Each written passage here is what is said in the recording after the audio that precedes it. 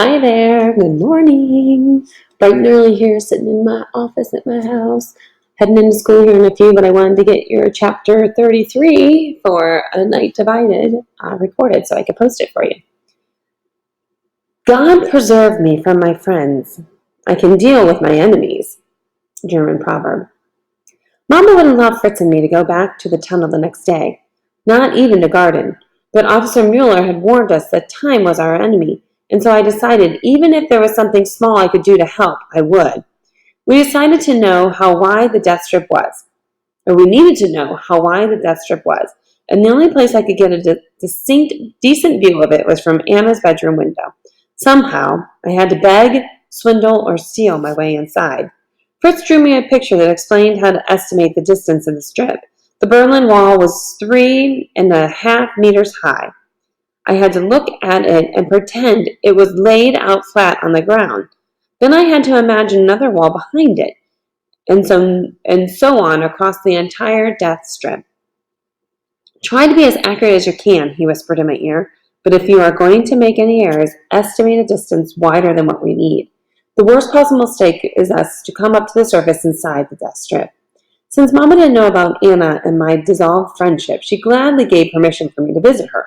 I knew she believed seeing Anna would weaken my resolve to leave East Berlin, but if anything, it would be just the opposite. My pulse was racing when I knocked on Anna's door. Despite the great number of laws I had broken over the past few weeks, none of them caused me anything near the guilt that I felt now. I had nothing to offer Anna as either a gift or an apology, and although I was bathed and my hair was combed, and I was in one of my few remaining nice outfits, I felt unnatural, as if the sweat and dirt I earned each day in the tunnel had become the real me. Anna's mother answered the door and at first didn't seem at all pleased to see me, but she called for Anna, and then with a voice like an icicle she invited me inside. There I was in her apartment, although I had only been allowed in as far as the front door. I could see Anna's bedroom from here, but it wasn't good enough, and once in there I needed time to look out the window. That would require several uninterrupted minutes. Hello? Anna entered the front room and stopped far short of where I stood. She looked as uncomfortable as I had felt, but since I had come to her home, it was my job to repair things. Can we talk somewhere? I asked. In her room would have been nice, but I couldn't ask for too much too fast. Besides, now that I was here with her, I really did want us to talk. Anna awkwardly motioned me towards her couch, and I followed her there and we sat on either end, so close and yet it felt as though an ocean divided us, or maybe a wall. I started.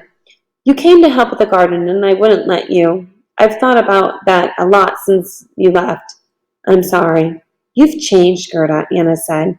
You're frustrated or angry all the time. You're jumpy around others and distant. It's almost like I'm what? I hoped she wouldn't accuse me of trying to escape because I'd have to deny it and I really didn't want to lie to her anymore.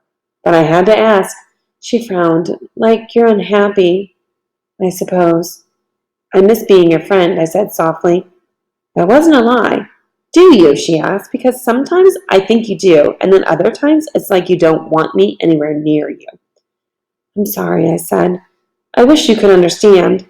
I want that too. Anna looked sideways at me. Is there anything you can say to me to explain anything? The way she emphasized the final words worried me. Was she asking me to explain my odd behavior over the last several weeks? Because the answer involved me telling her the biggest secrets of my life, and I could never reveal that. Anna's mother came in the room to dust, and Anna quietly rolled her eyes at me. I understood. This was a tough conversation, and having an adult in the room didn't make things any easier. She stood and she motioned for me to follow her. My heart jumped. We were going to her room. I would have been more excited, except that I couldn't help but feel like a traitor in the face of her trusting attitude. She wanted a chance to repair our friendship, but I was only here as a clumsy sort of spy. Anna's room was the same as it always had been, simple and sparse, and painted in a cream color that somehow reflected gray. I'd always thought it was boring, even depressing, but Anna seemed to like the simplicity. As soon as I entered, my eyes went directly to the window, but the curtains were closed. It feels dark in here. It was a ridiculous thing to say, considering that her curtains were white and plenty of light shone through, but I was committed to it now. I sat at the head of her bed, where I'd have the best view. She took my hint and she widened the curtains, though from my current angle I couldn't see as much as I wanted. How do you enjoy gardening? She asked. Pulling my attention from the window, I shrugged. It's not as fun as I thought it would be. It could be a long time before we see anything grow. If you ever see it. I did a double take, but Anna only smoothed out her bed cover. I mean, since you planted so late in the year. Right, I said, becoming increasingly uncomfortable with this conversation. Our friendship was hanging on by a thread, and there was nothing I could do to change that. I was here for one reason only. First, I had to get Anna out of the room. It required me to abandon my pride, but it had to be done. The problem is we haven't had much to eat for a while. Anna responded just as I knew she would. Do you want something to eat now? We have plenty of food. Maybe a sandwich, I suggested. That would take some time to make, and it sounded truly wonderful. Okay. As Anna slid off her bed and left, I went to work. I made sure her door was shut and then crossed to her window. I could see the top corner of the Welcome Building from here, but not all the way to the ground. That was a relief. It meant she couldn't be spying on us, if that was ever her intention. If I stood at just the right angle, my view of the death strip was better than I would have expected. In fact, there was a dark area inside the death strip that was probably very close to where we were tunneling. That made it easier to know where to measure. Fritz said the wall was 3.5 meters high, about 1.5 times his height. In my mind, I laid it out flat. That was 3.5 meters into the death strip. I imagined another one behind it, and then another and another. I glanced at this area several times before, but never really considered how much wider it was than I ever thought it could be. When I stood in the tunnel, I imagined us being at least halfway across, and maybe even more. But we weren't anywhere near that far. Another length of wall went down in my mind, and then another. The farther I went, the harder it was to be sure of my distance.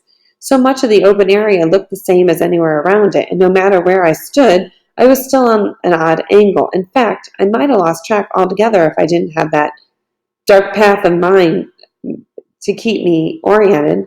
Gerda? I swerved away from the window, so startled that I jumped, which must have looked very odd to Anna.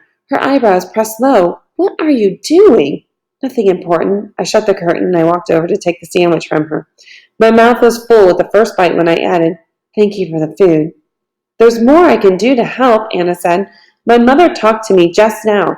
We know a lot of your clothes have been ruined in the garden this summer, and there's some things I've outgrown, and she walked over and she opened her small closet.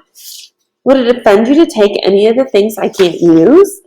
She started to pull some outfits from her closet, but my focus was on a pair of her boots on the floor. Not the brown pair she had worn when she visited me in the garden patch before, but her usual black one. Clumps of mud still clung to the soles, and what was dry had flaked off onto the floor. I had seen so much dirt in the last week that if there was anything I could recognize, it was the dark soil we had tunneled out from beneath the Welcome Building. Anna had been to the garden patch recently. Maybe she had gone further than that. I forgot about the clothes Anna was laying out on the bed, and even about the sandwich in my hand. I need to go, I announced, already halfway to her door. I forgot something. Gerda, don't! Where are you going? Anna called after me. Home. I'm sorry. Was it the clothes? Did I do something wrong? Oh, yes, she certainly had. But behind her innocent facade, she had to know this wasn't about the clothes. I'd always known there was a risk of someone I knew becoming a spy against us, but never in a million years would I have expected it to be Anna. There was no longer any question of our friendship. All that remained was to wonder just how much of an enemy she had truly become. So she had been to the Welcome Building. Has she gone inside? Is she looking to escape? Maybe she really doesn't want to be in East Berlin anymore. Or are they turning all this into the Stasi? Ugh. Questions we still need to find answers to as we continue to read. Definitely, I am intrigued. I thought maybe Anna was going to be a little bit better than that. I obviously am wrong.